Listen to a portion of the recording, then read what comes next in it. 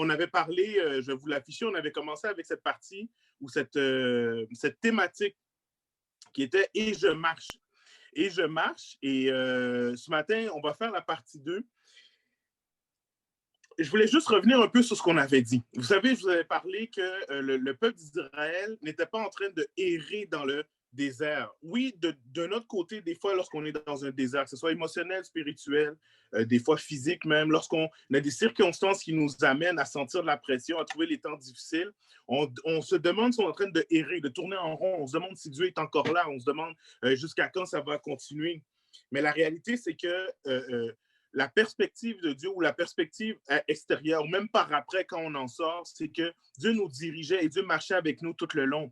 Et je voulais mettre juste pour faire la transition entre les deux, je voulais mettre un passage qui dit, qui parle justement de ça. Mais vous savez, au début, lorsque le peuple d'Israël sort d'Égypte, lorsque Dieu, par grand miracle, le fait sortir du peuple, le fait sortir de l'esclavage qu'il avait en Égypte, Dieu va décider de faire passer le peuple par un autre chemin.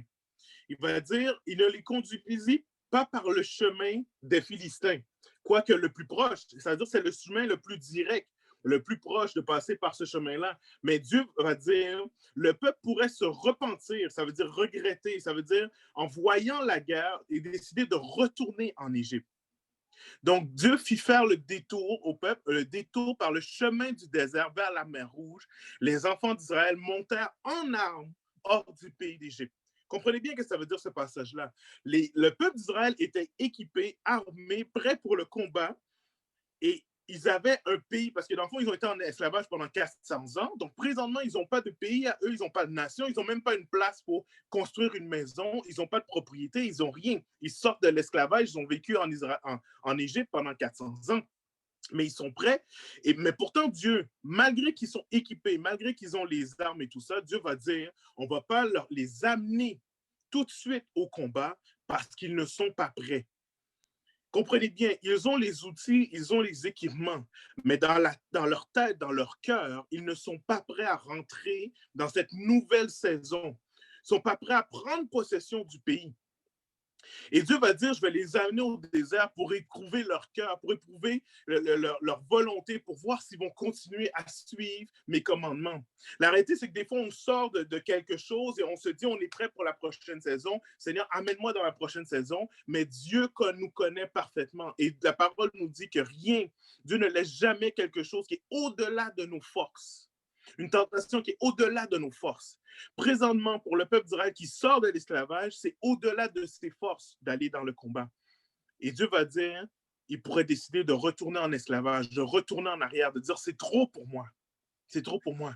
La réalité, c'est qu'on sait qu'au pied du mont Sinaï, le peuple va dire, ah, on va retourner en Égypte, on va se refaire, faisons-nous une idole et tout ça. Mais ils avaient la capacité de passer par-dessus. C'est pour ça que Dieu les a amenés là. Ils n'étaient pas prêts à aller au combat, mais ils étaient prêts à passer à travers le désert pour apprendre à connaître le Dieu qui pourvoit. Et je ne sais pas dans quelle situation vous êtes, mais si vous êtes dans cette période de désert, peut-être que vous vous dites, mais dans le fond, Dieu est tout-puissant, Dieu est au-dessus de tout. S'il m'aime, qu'il me fasse sortir du désert, qu'il me fasse sortir de ça, qu'il arrête la COVID, qu'il arrête la pandémie, qu'on puisse passer à la prochaine saison, à la nouvelle étape, qu'on puisse sortir de l'hiver, rentrer au printemps. Mais Dieu nous connaît parfaitement et il sait qu'est-ce qui est au-delà de nos forces. Et dans ce désert-là, il y a quelque chose qu'on doit apprendre, il y a une dimension qu'on doit trouver, il y a une étape, il y a une capacité qu'on doit acquérir avant de pouvoir passer à la prochaine saison. C'est pour ça que Jésus est allé dans le désert avant de rentrer dans le ministère. C'est pour ça que David a passé son temps dans le wilderness, dans la place désertique avec les moutons pour apprendre à connaître Dieu avant de commencer d'aller devant le géant Goliath. C'est pour ça que David a été dans le désert avec ses soldats pendant tellement d'années à fuir Saül avant de devenir roi officiellement, alors que Dieu l'avait déjà promis. Il y a une raison pourquoi Dieu fait les choses. Et souvent, on le voit par après. Lorsque le peuple d'Israël, dont David, dont plein de personnes ont dit, ça on l'a vu la semaine passée, je ne reviendrai pas sur les versets, mais ils vont dire, Dieu les a conduits et les a guidés jour et nuit dans le désert. Et non pas, ils n'étaient pas en train de juste errer dans le désert. Et ce matin, j'ai décidé de faire la série Et je marche en 3 parties au lieu de 2.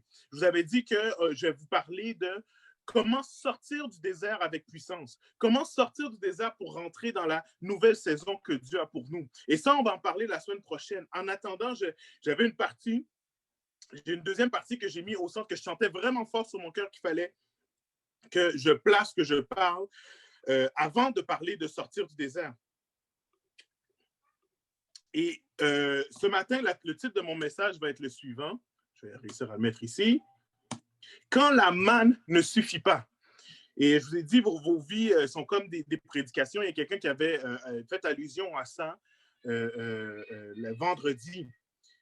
Mais qu'est-ce qui arrive quand je suis dans le désert? Et c'est vrai, je le vois, Dieu pourvoit pour moi à tous les jours. J'ai de quoi manger, de quoi boire, j'ai de quoi continuer ma vie. Dieu a permis pourvoir financièrement, malgré que c'est la COVID, je peux continuer à nourrir mes enfants, je peux continuer à avancer, j'ai encore un travail et tout ça. Dieu pourvoit. Je l'ai le pourvoi de Dieu. Mais qu'est-ce qui arrive quand je trouve que ça ne suffit pas? Quand la manne ne suffit pas.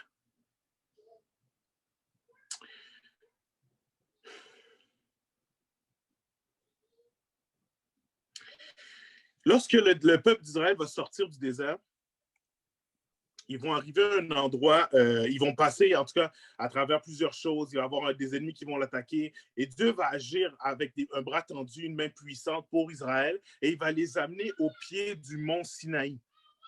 Il va les amener au pied de ce qu'on va appeler plus tard la montagne de Dieu, le point de rencontre. Et alors qu'ils arrivent devant cette montagne-là, Dieu va venir ou descendre sur la montagne d'une façon puissante. Il va avoir du feu, il va avoir du tonnerre, des éclairs, il va avoir même des trompettes, ils vont entendre des sons de trompettes qui vont jouer de plus en plus fort et de plus en plus fort. Et ils vont sentir, ils vont être conscients que c'est la présence de Dieu, que Dieu a mis son pied maintenant sur cette montagne-là et qu'il est là. Et c'est Moïse qui va monter, qui va parler, et il va parler à Dieu, il va redescendre de la montagne avec les commandements et les ordonnances de Dieu. Et il va dire au peuple, ne touchez pas, ne vous approchez pas de la montagne parce que Dieu est là. Mais je pense que la façon que Dieu est descendu, c'était tellement visible, apparent, que la puissance de la gloire de Dieu était là.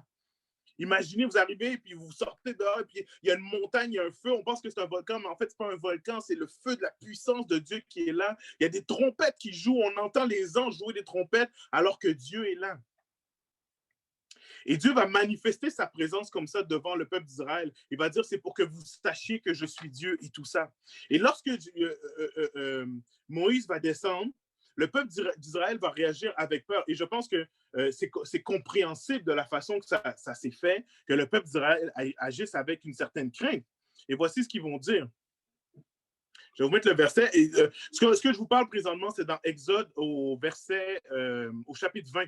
Et on va continuer comme ça, mais je vais paraphraser parce que toute l'histoire que je vais raconter passe à partir du chapitre 20 jusqu'au chapitre à peu près 33, jusqu'à même 40 après les ordonnances. Donc, vous allez pouvoir relire ça dans votre Bible si vous voulez, mais je vais paraphraser l'histoire parce que sinon, on n'aurait pas le temps si on lisait chacun des versets. Donc, le peuple de Dieu est là, devant cette montagne, et ils vont dire à Moïse, excusez-moi. Tout le peuple entendait le tonnerre, le son de la trompette. Il voyait les flammes de la montagne fumante. Et à ce spectacle, le peuple tremblait et se tenait dans l'éloignement. Ils dirent à Moïse, parle-nous toi-même et nous écouterons, mais que Dieu ne nous parle pas, de peur que nous mourions. Moïse va dire au peuple, ne vous effrayez pas, car c'est pour vous mettre à l'épreuve que Dieu est venu et c'est pour que vous ayez sa crainte devant les yeux et que vous ne péchiez point. Alors Dieu vient avec puissance, avec magnificence, il démontre sa gloire pour que le peuple d'Israël réalise que c'est un Dieu vivant qui est là, qui les conduit dans le désert. Et Moïse va dire, c'est pour que vous n'ayez pas peur, que vous ne péchiez point, que vous respectiez ses commandements. Et là, je vais continuer l'histoire mais en la paraphrasant. Vous savez que juste après, Moïse va monter, il va rester 40 jours et 40 nuits dans la présence de Dieu. Ça dit que lorsqu'il est sorti de la présence de Dieu, son visage brillait tellement, il était resté dans la présence, la manifeste de la gloire de Dieu. Mais pendant ces 40 jours-là, alors que Moïse est parti, alors que les gens n'ont aucune idée quand est-ce qu'il va revenir, le peuple d'Israël, après avoir vu la puissance de Dieu qui les fait sortir d'Égypte, après avoir vu la délivrance de l'ennemi, après avoir vu le feu, le tonnerre, les éclairs et les trompettes, le peuple de Dieu va revenir à ses anciennes méthodes. Et il va dire, Moïse est parti, on ne sait pas quand est-ce qu'il va revenir, on ne sait pas quand est-ce que qu'on va pouvoir avancer, on est dans le désert, ils vont se tourner vers Aaron, il va dire, en Égypte, on avait des idoles, on avait des veaux d'or, et puis on les adorait, et puis on pouvait faire ce qu'on veut, on pouvait faire n'importe quelle débauche devant ces idoles-là, parce que c'était comme ça que ça fonctionnait. Alors fais-nous aussi une idole, et on veut retourner à notre ancienne manière de vivre. Vous savez, des fois, les gens me disent, si je voyais la gloire de Dieu manifeste devant mes yeux, ben, je me détournerais de mes mauvaises voies. Mais la réalité, c'est que même en voyant la gloire manifeste de Dieu, la chair, l'être humain veut revenir à ses mauvaises voies. Passons par-dessus ça, le peuple d'Israël fait le veau d'or et Moïse redescend et voit le peuple qui est dans la débauche et tout ça, malgré tout. Mais après le jugement, après le châtiment, après tout ça, la réalité, c'est que Dieu, son désir intérieur, c'est de passer du temps avec nous. Le désir de Dieu, c'est d'être manifeste dans nos vies. Et la réalité, c'est ce qui va se passer après ça, c'est que le peuple va dire à Moïse, parle-toi à Dieu, puis dis-nous qu'est-ce qu'il veut, parce que sinon on s'approche de Dieu, on va mourir à cause de notre nature pécheresse. Le point que je veux amener aujourd'hui, alors qu'on parle du désert, vous me dites, mais OK, Steve, tu me racontes tout ça, où est-ce que tu veux en venir? Qu'est-ce que tu veux nous dire? Je vais essayer de vous faire un peu une ligne directrice de ce que je vois que Dieu voulait faire. Et après ça, peut-être vous allez comprendre où est-ce que je m'en viens avec tout ça. Et je vais mettre la prochaine diapo, vous allez comprendre. Voilà. J'aime bien retourner au début des temps. J'aime bien retourner à la création parce que je me dis, ça, c'est le plan parfait de Dieu pour nous. Au début de la création, Dieu crée la terre, le ciel, et tout ça, vous savez ça dans Genèse 1, comment il crée en 7 jours, il crée la planète Terre et il place l'homme au milieu de ce qu'on appelle le jardin d'Éden. Alors que l'homme et la femme sont au jardin d'Éden, sont au début des temps, Dieu se promenait dans le jardin. On peut penser à tous les soirs pour parler, pour avoir une relation avec l'homme et la femme. La preuve qu'on a de ça, c'est que lorsque l'homme et la femme, en fait, l'homme et la femme ont péché, c'est-à-dire ont désobéi à Dieu et ont mangé du fruit qui était interdit, la parole va nous dire, hein, alors ils entendirent la voix de l'Éternel Dieu qui parcouraient le jardin, qui se promenaient dans leur jardin vers le soir. Dieu avait l'habitude de marcher dans le jardin et d'avoir une relation intime avec l'homme, avec la femme, de parler, de montrer des choses, de discuter avec eux. Il n'y avait pas de péché à cette époque-là. Et Dieu avait créé un endroit, avait créé un jardin pour avoir cette relation-là avec l'homme. Mais alors que l'homme et la femme ont péché, ils sentaient ce péché-là sur eux, ils se sont cachés de la face de l'Éternel. Comprenez bien ce que je veux dire? Dieu crée un endroit pour placer l'homme dans un endroit parfait pour avoir une relation avec lui, pour être comme avoir un cœur à cœur, pour être ami avec lui. Mais l'homme désobéit et amène le péché. Alors que Dieu est saint, il ne peut rester là où il y a du péché. Des années plus tard, lorsqu'on arrive à l'Exode et qu'il y a le peuple d'Israël, Dieu va dire, OK, donc j'ai créé une place et l'homme l'a rempli le péché. Maintenant, ce qu'on va faire, c'est que eux autres, je vais leur dire comment me faire un sanctuaire, comment me créer une place et moi, j'habiterai au milieu d'eux. C'est-à-dire, moi, je vais venir et je vais habiter dans l'endroit où ils sont, je vais rester là où ils sont et ma présence sera là. Dieu cherche encore un moyen pour être présent avec son peuple. Et on sait que malgré tout ça, le peuple d'Israël, à maintes et maintes reprises, vont se détourner, ils vont désobéir, ils vont se cacher de Dieu et dire, envoyez un émissaire, envoyez des juges, des prophètes, vous parlez-nous de Dieu, mais nous, on n'est pas capable d'avoir une relation avec Dieu. Et finalement, ce que Dieu a fait, vous le savez, parce que maintenant on est sous l'ère de la grâce, Dieu a dit, je vais envoyer mon fils qui va payer pour les péchés, et à partir de ce moment-là, mon fils que, dans Matthieu 1, 23, la Vierge sera enceinte, elle mettra au monde un fils et on l'appellera Emmanuel, qui veut dire quoi? Dieu avec nous. Ce qu'on voit, c'est qu'au fur et à mesure, Dieu essaie de rentrer en relation avec nous. Alors qu'il a créé ce jardin parfait-là et qu'on l'a rempli, et vous savez, quand moi je pense à Adam et Ève, quand j'étais jeune, je me disais, ben oui, mais si c'était moi, j'aurais fait mieux. Mais la réalité, c'est que maintenant, la sagesse de l'âge m'a bien appris que ma chair humaine a la misère à résister à la tentation du péché. Et j'aurais fait sûrement pire. Donc, l'être humain, dans sa nature pécheresse, s'éloigne de Dieu à cause de son péché. Et Dieu a créé, au fur et à mesure du temps, que vous lisez votre Bible du début jusqu'à la fin, tout ce que Dieu essaie de faire, c'est de rentrer en relation avec nous, de rentrer en relation avec nous, que sa présence marche au milieu de nous. Et dans l'époque où ce qu'on est, là, on est dans le désert, Dieu le fait à travers ce qu'on va appeler le tabernacle. Il va dire à Moïse, tu vas me faire une place, un lieu saint, là où ce que ma présence va pouvoir résider. Et à partir de cet endroit-là, je vais être là, je vais être présent. Ça veut dire ce que vous avez vu sur le mont Sinaï qui était ma présence. Ben maintenant, peu importe où ce que vous allez aller, cet endroit que vous allez placer sera le siège de ma présence. Le siège de ma présence. Ça veut dire que tu vas faire une place, tu vas faire une tente. Alors que moi, je ne peux pas vivre dans un endroit de tente. Je vais dire, faites-moi un sanctuaire et moi, je viendrai là où ce que vous êtes. Je viendrai au milieu de vous. Et la Bible va dire, Dieu va dire, faites-moi, je vais vous l'afficher ici parce que je l'ai mis. Faites-moi un sanctuaire et j'habiterai au milieu de vous. Faites-moi une place.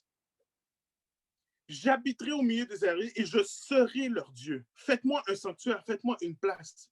Et ce matin, je ne voulais pas rentrer dans tous les détails de ce tabernacle-là, mais je voulais qu'on réalise que lorsqu'on est dans le désert, lorsqu'on est dans une période de difficulté, lorsqu'on est dans une période de sécheresse, lorsqu'on est dans une période de pression, tout ce que Dieu nous demande, c'est fais-moi une place et j'habiterai au milieu de toi. Et pourquoi je vous ai montré la transition? C'est parce que le tabernacle, c'est un ombre, c'est une ombre des choses à venir. C'était une ombre, c'était une représentation de ce qui s'en venait. Maintenant, la place, le sanctuaire du trône de Dieu, c'est nos cœurs. Nos cœurs sont la place où ce que Jésus veut résider. Mais alors que tu es dans le désert, alors que tu es dans les temps difficiles, Dieu te dit, fais-moi une place. Si tu me fais une place dans ton cœur, si tu me fais une place dans ton temps, dans ton horaire, si tu me fais une place dans ton foyer, je viendrai et j'habiterai au milieu de toi. Je serai là. Je serai là. Je serai là. Pour comprendre un peu vous savez, moi j'ai grandi dans l'église. Okay? En grandissant dans l'église, j'ai entendu parler souvent du tabernacle. Non pas la version sacrée, mais la version où ce que le monde sacre, mais la version réelle, la tabernacle de Moïse, là où ce que Dieu se tenait, la présence de Dieu se tenait. Et j'ai toujours eu une image de ça qui était plus ou moins faussée. Je me suis rendu compte maintenant qu'elle était plus ou moins faussée. Alors voici ce que je me suis dit. Je me suis dit, je vais vous mettre une vidéo qui démontre, ils ont fait une place grandeur réelle dans le désert, dans le désert. Ils ont fait une place grandeur réelle de ce que ça devait ressembler le tabernacle. Vous savez, il y a plusieurs chapitres où ce que Dieu dit exactement quelles seront les grandeurs de la tente où ce que la présence de Dieu restera. Et j'ai décidé de vous le montrer juste pour que vous ayez une idée. Et pendant que la vidéo va vous rouler, je vais vous expliquer un peu qu'est-ce qu'on voit.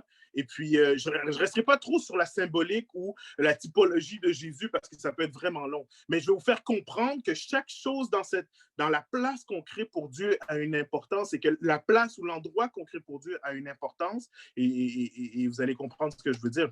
Alors, on avait une cour extérieure qu'on appelle. Et autour, ça mesurait à peu près 25 mètres de large par 50 mètres de long environ. C'est expliqué en coudées. Okay? Donc, il y avait ce lieu qui était la cour extérieure où ce que les sacrificateurs se tenaient, où ce que les Lévites se tenaient, et les gens amenaient leurs sacrifices là.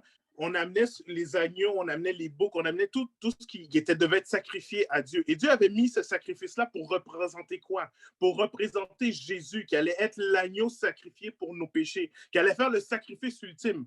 C'est pour ça que ça, c'était l'ombre des choses à venir. Une fois que Jésus a été sacrifié sur cet autel, on n'a plus besoin de faire le sacrifice parce qu'il a payé déjà pour nos péchés. Mais Dieu avait mis cette représentation pour que le peuple d'Israël comprenne qu'ils ne peuvent pas marcher dans les commandements de Dieu, ils ne peuvent pas marcher dans la sainteté, mais voici, je vous donne une porte de sortie, une brebis. Et alors qu'ils mettaient la brebis, ils mettaient leurs mains, ils disaient, les péchés que j'ai commis sont maintenant sur cet agneau, et la conséquence, la mort qui est la conséquence du péché que je mérite, est maintenant sur la tête de l'agneau. Là se retrouvait la place qu'on a entendu parler, qui était le lieu saint et le saint des saints. Donc, ce que je veux vous dire, c'est que chacune des choses qui sont là représente quelque chose par rapport à Dieu. Et la façon que Dieu a fait le tabernacle, qu'il a commandé, c'est comme le chemin que le croyant prend. Ça veut dire que lorsqu'on est à l'extérieur, c'est comme lorsqu'on est dans notre vie charnelle, notre vie mondaine. Et après ça, on rentre à travers le sacrifice de Jésus qui a couvert de son sang nos péchés, on rentre dans la présence de Dieu. Et Dieu avait placé là comme une représentation du mont Sinaï. Vous aviez les nuages, vous aviez le feu, vous aviez toutes ces choses. Ce que je voulais vous rendre compte, c'est que Dieu a créé, alors que le peuple d'Israël devait marcher dans le désert, nous maintenant on le sait encore pour 40 ans, devait marcher dans le désert, Dieu a créé une place et il a dit, construisez ça. Et cette place-là représentera un lieu saint. Alors qu'on sait que ça n'a aucun sens, que Dieu ne peut pas rester sous des tentes, que l'agneau, des brebis, tout ça, c'est pas assez pour effacer le péché du monde. Mais il a dit, moi, je serai là et ça sera la place où ma présence se tiendrait. Ça veut dire que Dieu cherche par tous les moyens d'avoir un temps, une place où il peut parler, où il peut résider, où il peut habiter. Et comprenez bien que dans le verset que j'ai lu, c'est pas marqué « Faites-moi un sanctuaire et j'habiterai dans le sanctuaire ». Non, non, non. C'est « Faites-moi un sanctuaire et j'habiterai au milieu de vous. J'habiterai en vous ». Qu'est-ce que ça veut dire? Dieu ne nous a pas dit, là, présentement, on est en train de magasiner, on est en train de travailler pour avoir une bâtisse, une église. Mais Dieu n'a pas dit « Faites une église et moi, j'habiterai dans l'église ». Non, non, non. Dieu a dit « Faites une église, faites une place où on peut se rencontrer, mais moi, j'habiterai en vous ». Le sanctuaire que je veux, le temple que je veux, c'est toi. C'est toi qui es le temple de mon Saint-Esprit. C'est en toi que je veux habiter. Fais-moi une place. Fais-moi une place. Ce matin, alors qu'on a cette représentation un peu plus réelle du tabernacle dans nos cerveaux, alors que je vais montrer la vidéo, pourquoi je vous ai montré ça? C'est imaginez-vous dans le désert. Vous êtes en train de marcher avec le peuple d'Israël. Vous êtes là dans le désert. Vous êtes là dans les lieux arides où il y a peu d'ombre, où le soleil tape constamment. Et vous êtes dans ce lieu desséché, tout ça. Et à un moment donné, alors que vous sortez de votre tente, vous voyez en avant de vous une place avec des rideaux blancs, immaculés qui sont autour de cette place où il y a la présence de Dieu. Et lorsque vous rentrez là pour amener le sacrifice, vous rentrez dans un lieu où il y a l'odeur de l'encens, où il y a la lumière, il y a la présence de Dieu, il y a la nuée. Mais c'est comme un havre de paix. C'est comme une place où c'est sanctifié, c'est saint. Une place où vous pouvez être en dehors ou, comment dire, déconnecté des circonstances désertiques et affreuses dans lesquelles vous êtes et vous rentrez dans la présence de Dieu. Et la parole va dire que Moïse rentrait dans le sanctuaire et restait là. Et lorsqu'il s'avançait, lorsqu'il rentrait dans la tente, la nuée, la présence de Dieu venait et s'arrêtait à l'entrée. Et Moïse parlait avec Dieu. La parole va dire exactement dans ces mots-là. Moïse parlait avec Dieu comme avec, ou plutôt Dieu parlait avec Moïse comme avec un ami. Écoutez bien ça. Dieu parlait avec Moïse comme face à face, comme un homme parle à son ami. Comme un homme parle à son ami. Ça veut dire, lorsque tu rentres et que tu passes à travers le sacrifice, la repentance, et que tu viens dans ma présence, je peux avoir une relation face à face avec toi, qui n'est pas dépendante de tes fautes, de tes péchés, de tes erreurs, mais qui est dépendante seulement de moi, parce que moi, j'ai payé le prix. Et maintenant, je peux te parler face à face, comme avec un ami. Et moi, j'aime la suite de ce verset-là parce que la suite du verset va dire, Moïse parlait avec Dieu face à face, comme un ami, et après ça, il retournait dans le camp. Et il faisait son rôle de leader et il montrait, et voici ce que Dieu a dit, voici ses commandements, voici ses principes. Mais il y a un petit bout de verset qui va dire, Josué, fils de Nun, restait dans l'attente. Alors que Moïse venait, que la présence descendait et Moïse repartait, Josué lui restait là, restait dans la présence de Dieu. Josué en voulait plus. Josué en voulait plus. Ce matin, quelle est la place que tu as créée pour Dieu? Dans tes circonstances, dans ta routine. Oui, c'est vrai, des fois, on doit retourner dans le camp, on doit s'occuper de notre famille, on doit s'occuper de nos enfants, on doit travailler, on doit retourner à l'extérieur. Mais la place que tu crées pour Dieu dans ton horaire, la place, le temps que tu crées pour Dieu, le temps que tu crées pour Dieu dans ton désert, alors que c'est là que c'est le plus important.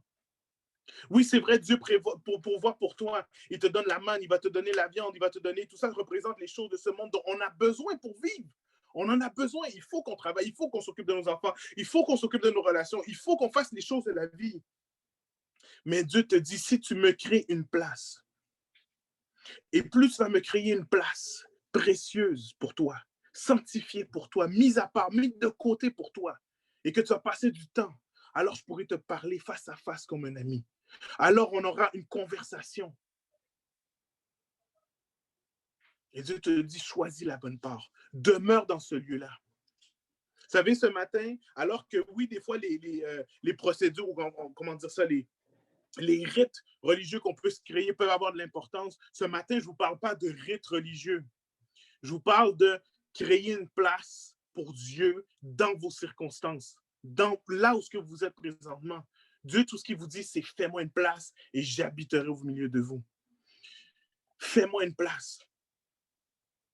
Avant de vous parler de sortir du désert avec puissance, avant de vous parler de comment traverser le désert, l'important, je pense que c'est de réaliser que Dieu est présent dans nos circonstances et que si on vit le désert en gardant toujours une place précieuse pour Dieu, c'est là qu'on va passer au travers. Dernièrement, alors que je parlais, il y a des gens qui m'ont dit, bon, je suis dans le désert ou j'ai l'impression d'arriver dans le désert avec ce que je vis présentement. J'ai même des gens qui m'ont dit, je suis sorti du désert, mais j'ai l'impression que je n'ai pas vécu ce qu'il fallait que je vive. Je suis mal sorti du désert.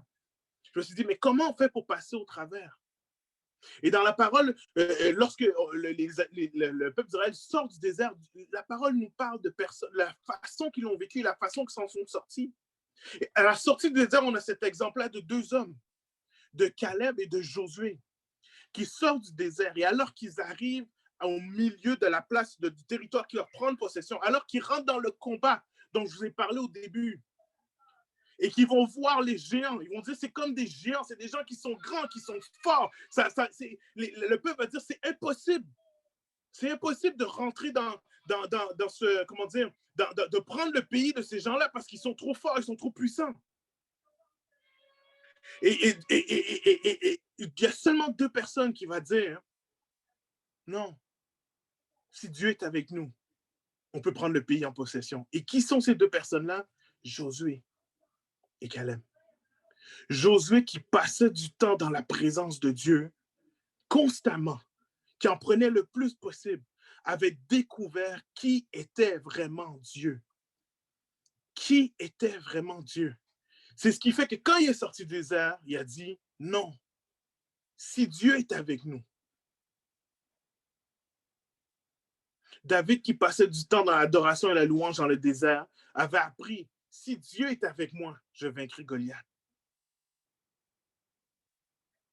C'est dans les moments où tu as le plus besoin, dans les endroits désertiques et arides, que si tu prends du temps dans la présence de Dieu, alors que tu ne vois rien changer, alors que lorsque tu sors de la tente, vous savez, c'est une tente symbolique, mais lorsque tu sors de ton temps de prière, tes circonstances n'ont pas changé. Tu es encore dans le désert, tu es encore dans les lieux arides, c'est encore difficile d'avancer, mais tu découvres au fur et à mesure quelque chose, une nouvelle dimension de Dieu, qui fait que lorsque tu vas sortir, lorsque Dieu va dire, OK, maintenant tu es prêt, on va sortir et va t'amener à la nouvelle saison, tu vas être prêt.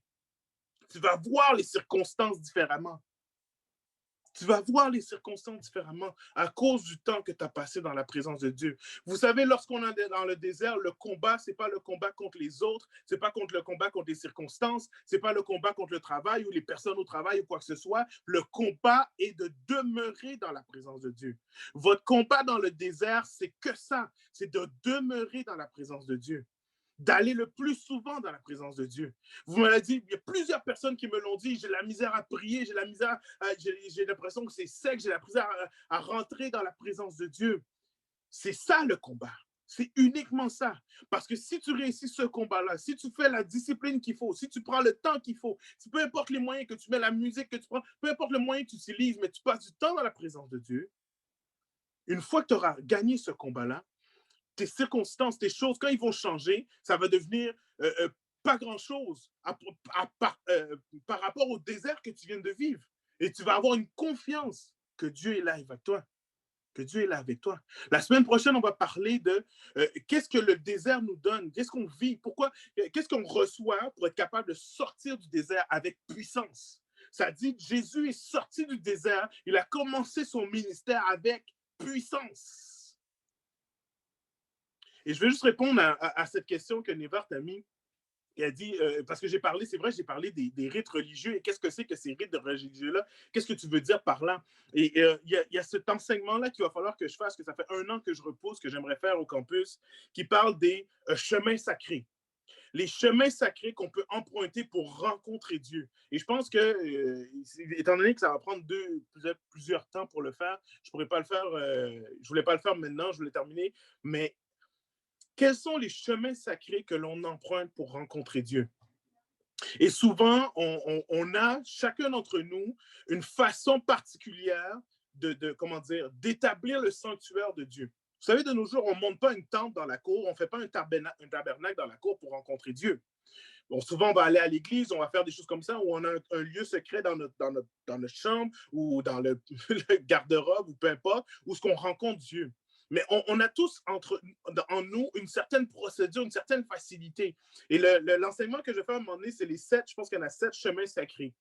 Et dans les 7 chemins sacrés, il y en a différents, et je n'aurai pas le temps d'entrer là-dedans, mais juste pour vous donner une idée.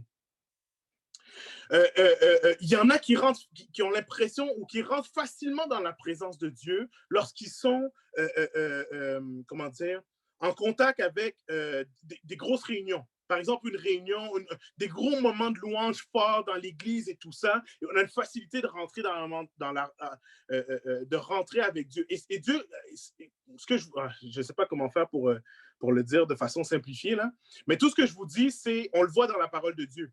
Il y a différentes façons que le monde utilise pour rentrer. Comprenez que Dieu est tout le temps là, mais nous, pour se tourner vers Dieu, il y a différentes façons de le faire. Des fois, c'est à travers la louange et la réunion et tout ça. D'autres fois, c'est à travers ce qu'on appelle des rites religieux. Souvent, à notre époque, on a passé tous les rites religieux en disant les rites, ça ne sert à rien. Mais ce n'est pas vrai. Les rites religieux, c'est-à-dire de faire toujours la même chose pour se placer devant Dieu, ça a une importance. La preuve, c'est que Dieu l'a fait dans la Bible. Dieu l'a fait. Même dans le Nouveau Testament. Et les rites religieux, comme par exemple la Sainte Seine qu'on va faire à la fin du mois, comme par exemple, quel autre exemple? Je n'ai pas d'exemple qui me vienne en tête, là, mais d'avoir une certaine façon. Vous savez, quelqu'un me disait dernièrement, moi, à chaque fois que je m'en vais prendre un temps sérieux avec Dieu, ben, je fais la Sainte Seine, moi et Dieu. Il n'y a aucun problème, parce que c'est dans la parole de Dieu. Faites ceci en mémoire de moi à chaque fois que... On n'est pas obligé de se rencontrer pour faire la Sainte Seine. Il y en a qui disent, ben moi, chaque fois, je m'en viens, je m'assois, je mets ma Bible, je mets mon café, je mets telle affaire, je me place, et puis là, je sais que, OK, j'ai monté la place pour avoir un temps sérieux avec Dieu. Voilà, faites-le. Il y a un autre chemin sacré, par exemple, qui est la nature. Dieu a placé la nature pour qu'on le reconnaisse à travers sa création. Alors, il y en a qui, lorsqu'ils sont en nature, qui sont en montagne, qui sont à l'extérieur, lorsqu'ils voient les merveilles de Dieu, c'est là qu'ils sont en contact avec... Alain nous parlait de je m'en vais au jardin botanique et je me sens bien. Mais là, tu es en contact avec la création de Dieu et tu vois la gloire de Dieu avec ça. Et ça se peut qu'à travers la nature, tu as une facilité d'être en contact avec Dieu. Il y en a d'autres, on appelle ça j'ai oublié le mot là, mais le retrait ou être reclus. Il y en a que c'est plus facile de sentir la présence de Dieu lorsqu'ils sont éloignés.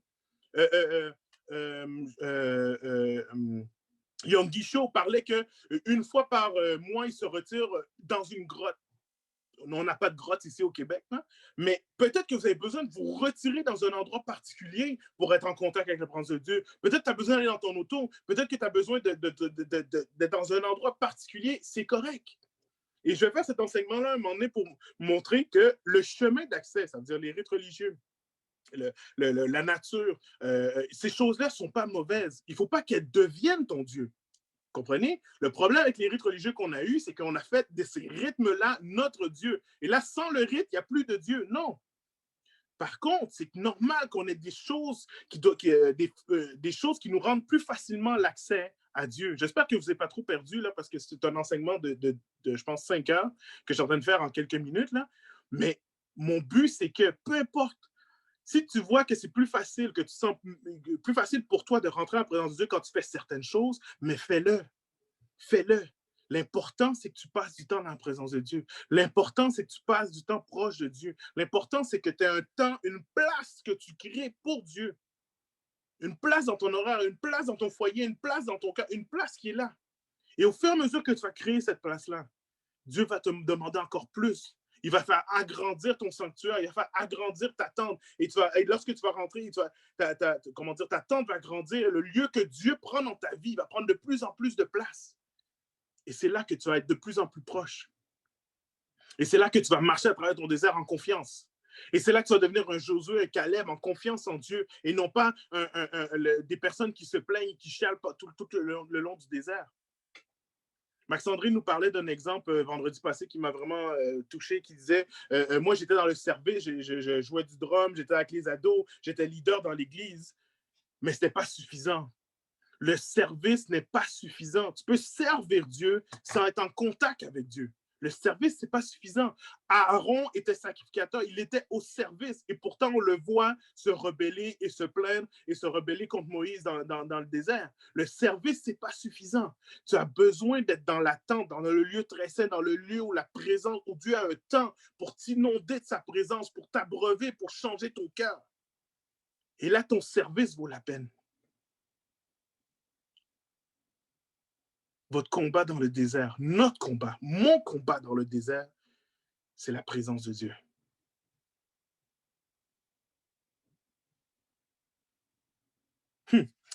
J'avais encore 6 au slide, mais il est 11h47, alors je vais arrêter.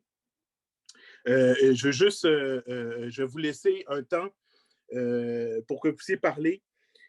Mais j'espère que ce matin, vous avez compris cette petite parenthèse-là que je faisais entre pourquoi Dieu nous envoie dans le désert, qui était la première partie, et la deuxième partie, qui est comment sortir du désert avec puissance. Mais là, présentement, vous êtes dans le désert. Il y a des personnes qui sont dans le désert. Je suis dans le désert. On est dans différentes zones de nos vies, différentes saisons. Et notre combat, c'est de passer du temps avec Dieu. C'est là qu'on va trouver la solution. Et comprenez bien que toutes les circonstances vont faire que vous n'aurez pas cette facilité-là de le faire. Il faut que vous combattiez pour un temps précieux avec Dieu. Il faut que vous combattiez pour créer la place. Il faut que vous combattiez pour créer la place de Dieu dans vos vies. Alléluia. Comme j'ai fait la semaine passée, je vais le faire encore. Prenez 30 secondes pour enlever votre micro et dites « Et je marche ». Dites-le avec déclaration. Et je marche. Et je marche. Et je marche. Je marche. Alléluia. J'aime ça, entendre ça. Guys, peu importe notre situation et nos saisons, on va continuer à marcher. Alléluia. Je vais prier pour vous. Père éternel, je te remercie parce que tu as tellement un désir fort et un désir, comment dire, un désir de passer du temps avec nous. Tout au long de ta parole, ton amour te pousse à passer du temps avec nous, à vouloir du temps avec nous. Et à chaque fois qu'on s'est détourné ou qu'on a péché, qu'on a fait des erreurs, tu as placé une solution pour qu'on ne soit pas déconnecté de toi. Et ce matin, alors qu'on réalise cette importance, je te prie de venir à notre secours et de nous montrer ce qu'on a besoin de faire pour passer du temps avec toi dans notre saison. Là où on est, dans ce qu'on vit, dans nos circonstances, pour passer du temps. Oh Seigneur, aide-nous. Viens au secours de notre foi. Des fois, c'est difficile de croire que juste un 5, un 30 minutes, une heure avec toi va changer nos circonstances, va changer notre perspective, va changer nos difficultés. Viens au secours de notre foi ce matin, Jésus. Fais-nous grâce. Qu'on puisse, si notre journée est trop remplie, que tu puisses nous réveiller plus tôt pour qu'on passe du temps avec toi. Si quand on se couche, des fois, on n'a pas le temps de passer du temps avec toi parce que notre journée était trop remplie, donne-nous la force de rester réveillé, que ça soit une demi-heure ou une heure de plus pour passer du temps avec toi, passer du temps dans ta parole, passer du temps à écouter ta louange, ton adoration, à élever nos voix vers toi. Je te prie, aide-nous, alors que des fois c'est difficile. Lorsqu'on décide, OK, j'ai besoin de passer un temps avec Dieu, que tu puisses calmer les enfants, que tu puisses calmer le vent, la tempête, calmer les choses autour de nous pour qu'on puisse passer du temps avec toi. Apprends-nous à vaincre, à devenir vainqueurs dans ce combat du temps avec toi, Jésus. Montre-nous comment nous discipliner. Montre-nous comment nous régler. Mettre ça dans notre agenda, mettre ça en priorité. Comme le peuple d'Israël qui a pris 1 an pour construire le tabernacle en bois et en or et faire cette place précieuse et particulière où ce que tu te tenais. Que nous, on puisse prendre aussi l'effort que ça prend. Qu'on puisse dire non à certaines choses. Qu'on puisse dire non à certaines activités, à certaines personnes pour passer du temps avec toi. Que rien ne soit une excuse. Ni les enfants, ni le ménage, ni les activités, ni le travail, ni le Facebook, ni les nouvelles. Peu importe, que rien ne soit une excuse pour mettre de côté notre temps avec toi. Parce que la solution vient de là. On le croit dans le nom de Jésus. Et je te prie, alors qu'on va faire l'effort, peut-être pour certaines personnes, ça va être un nouveau début, un nouveau départ. Je te prie, Seigneur, alors qu'on va faire l'effort, fais descendre ta nuée, Père. Fais descendre ton feu. Qu'on ressente ta présence de façon palpable, de façon réelle. Qu'on ressente dans nos cœurs ton feu qui brûle. Qu'on ressente dans la Bible, lorsqu'on lit ta parole, Seigneur, qu'on entende ta voix nous parler, Seigneur. Que nos cœurs s'enflamment, Père. Et qu'on sache que ce combat-là qu'on a mené, ça valait la peine, mon Dieu. Au nom de Jésus. Amen.